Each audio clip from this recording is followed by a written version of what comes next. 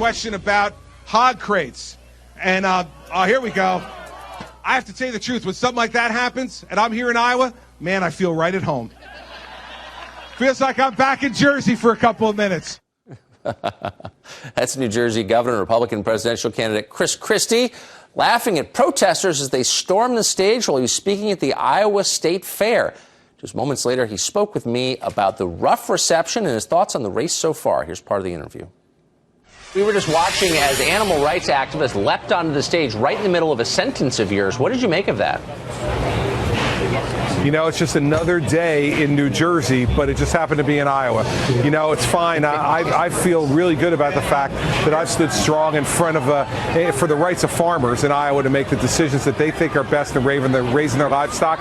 So putting up with a little heat from some protesters is just like a typical day in New Jersey, Tucker. So I felt right at home.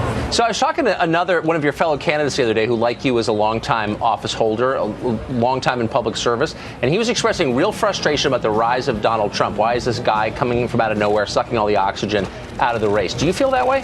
No. Why be frustrated about the fact that there are people who will do well at times and not do well at times in this race? Focus on yourself.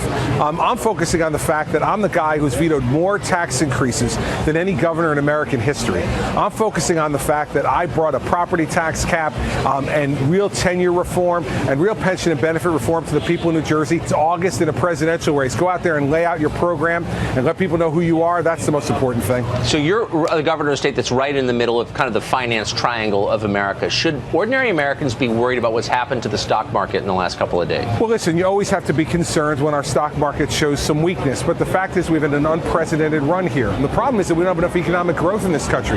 This is the weakest recovery from a recession since World War II, Tucker. This president runs around taking bows over it. It's awful. You've talked to voters pretty much nonstop for months now. Excluding the foreign policy realm, what are their top concerns? Well, their top concerns are immigration. They're concerned that we get a president who will enforce the southern border and make sure that Americans are treated fairly. They're concerned about student debt, Tucker. They are overwhelmed by student debt right now. I will tell you that I've done 17 town hall meetings in New Hampshire. In 16 of the 17, I've gotten a question on student debt. And people are really concerned that their kids aren't going to be able to get a job either when they get out of college. So Hillary Clinton's answer to the student debt problem is more subsidies for college tuition. Is that your solution? No, it's not my solution. What we need to do is hold these colleges accountable. It's the most non-transparent bill in America, Tucker. I just paid two of them, one to Princeton University, one to Notre Dame.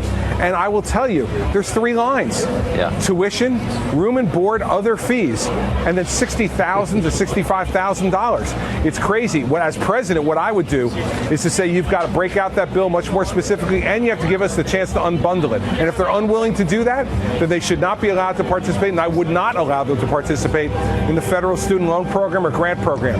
You get taxpayer money, you need to be transparent in the way you're using it. As someone who just paid two tuitions as well, you're winning my vote, Governor. Amen. Good luck with that. And thanks for joining us this morning. We appreciate it.